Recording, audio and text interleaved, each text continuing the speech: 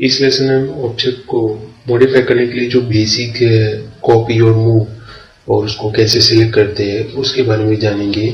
तो यहाँ पर ये मेरा सैंपल ड्राइंग है मैकेनिकल डिटेलिंग, जो कि यहाँ पर सैंपल में था।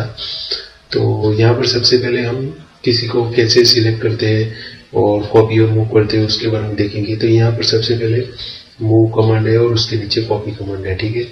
तो मैं मूव कमांड को लेता हूँ। तो साइमल्टेनियसली मैं किसी ऑब्जेक्ट को कैसे सिलेक्ट कर सकता हूँ। तो सबसे पहले सिलेक्ट करके और क्लिक करके और यहाँ पर एक विंडो क्रिएट करके भी मैं सिलेक्ट कर सकता हूँ।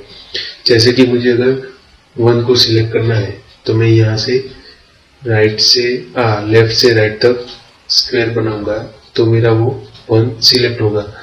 यहाँ पर ये पूरा एक ऑब्जेक्ट है, ठीक है। इसीलिए अगर मैं इसको लेफ्ट से लेकर राइट करूंगा तभी ये सिलेक्ट होगा। अगर मैं इसको आधा करूंगा विंडो तो उसमें ये सिलेक्ट नहीं होगा। लेकिन अगर मैं राइट से लेफ्ट तक की कुछ विंडो इस तरह क्रिएट करूंगा तो ये जिसको भी टच होगा वो ऑब्जेक्ट सिलेक्ट हो जाएगा, ठीक है। तो इस तरह हम ऑब्जेक्ट को सिलेक्ट कर सकते हैं और सिलेक्ट करने के बाद भी या पहले भी मूव कर कमांड यूज करके या कॉपी कमांड यूज करके कर सकते हैं, ठीक है। तो मूव कमांड लेने के बाद हमें उसका बेस पॉइंट पकड़ना है कि हमें उसे कहां से कहां मूव करना है। जैसे कि मुझे यहां से मूव करना है और इस पॉइंट पे लाकर छोड़ देना है, तो ये मेरा मूव हो गया, ठीक है।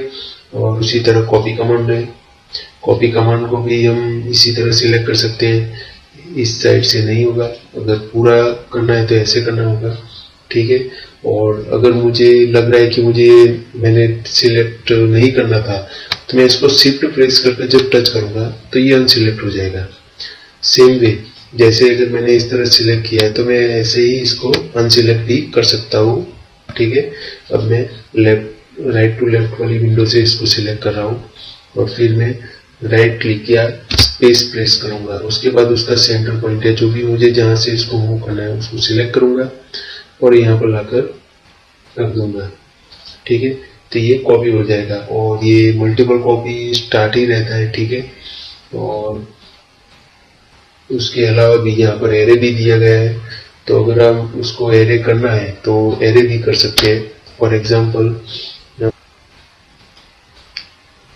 यहाँ पर कमांड एक्टिवेट करूंगा कॉपी का और ऑब्जेक्ट को पहले सिलेक्ट करूंगा, फिर स्पेस और यहाँ पर मैं उसका बेस पॉइंट पकड़ूंगा। जैसे मैं बेस पॉइंट पकड़ूंगा मुझे एक एरे वाला कमांड भी दिखाई देगा।